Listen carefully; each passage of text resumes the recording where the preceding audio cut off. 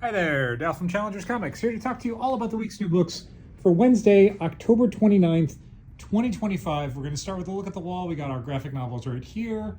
Got a whole bunch of single issue comics, a lot of number ones, a lot of reprints. And then we've got Jeff the Landshark plushes and catalogs. Let's dive into all of the cool stuff from this week.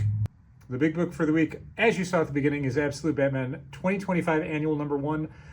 This has 3 stories of decreasing length. A lead story written and drawn by Daniel Warren Johnson, who does the cover here.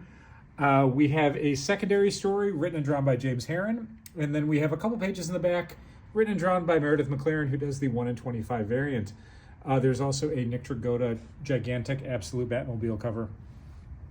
These are great. We pulled this for everybody who got Absolute Batman because you are not going to want to miss this if you are reading the monthly Absolute Batman story. This is a really, really great one-shot. All 3 stories deliver. Do not miss it if this is something you normally pick up off the shelves. The other big one-shot for the week is Superman Red and Blue 2025 Special. They cover by Chris Samnee. A bunch of great stories in this. Yeah, just a bunch of cool Superman Red and Blue quick little short stories.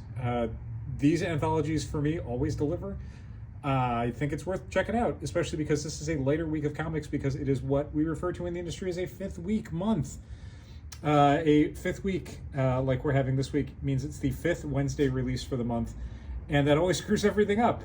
Comics are pretty much built around coming out every 4 Wednesdays, so when there's a 5th Wednesday in a month, you suddenly have a whole bunch of publishers that kind of don't have a lot of stuff to put out. So you're going to get a lot of one-shots, a lot of annuals, a lot of miniseries, a lot of side stories and stuff. So this is a good time to sample some of the cooler one-off stories that companies like DC do.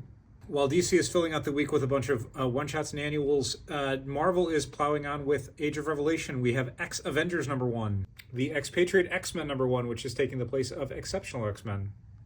Undeadpool, and maybe the best title, I don't mean the story, I mean literally the title, Cloak or Dagger, issue 1. From our smaller publishers, we have a new barbaric miniseries, The Black Knight. The return of Jeremy Haun's hit series, The Beauty, now from Ignition Press, which he is one of the partners of. This is a new series that should be a good jumping on point, but if you do like this, there is a just released collection of all of the previous Beauty material, all in one book. Cult of the Lamb is back with a new one-shot. This is the Schism special. There's a brand new spooky Sleepy Hollow series. This is Return to Sleepy Hollow from IDW. A new Supernatural comic. This is set between, I think, seasons 1 and 2. And then finally, for the new books, Synthetics. This is a new J. Michael Straczynski series that apparently went completely under the radar because basically nobody pre-ordered this. This is JMS doing a really good near-future sci-fi story. I believe it's set in Chicago, if I remember correctly. Alongside the new books, we have a whole bunch of new printings. New printing for Absolute Batman number 10, Absolute Batman number 11, Absolute Superman number 10, Absolute Wonder Woman number 11, a second printing for Deadpool Batman number 1, a third printing for Rick Remender and Daniel Acuna's Escape, a third printing for the first issue of Ghost Pepper, second print for Marvel Zombies Red Band number 1, second print for Skinbreaker number 1, and then merch-wise, we do have the Funko-produced Jeff plush. He is very plush. He is pretty large, as you'd expect from Jeff, and he's $14.99. And we got a bunch of them because it's Jeff, and we want to make sure we got a bunch. And then finally, we have our graphic novels. Not a huge week of books. Definitely some good stuff in there. New volumes for things like Department of Truth and Wolverine. I Heart Skull Crusher gets a second volume, but the big book is probably up in the right-hand corner there. We've got Universal Monsters, The Mummy, the hardcover collection of the Faith Aaron Hicks miniseries. That is pretty much going to do it for the week. Again, a lot of good stuff. Some good comics, some catalogs, some plush stuff.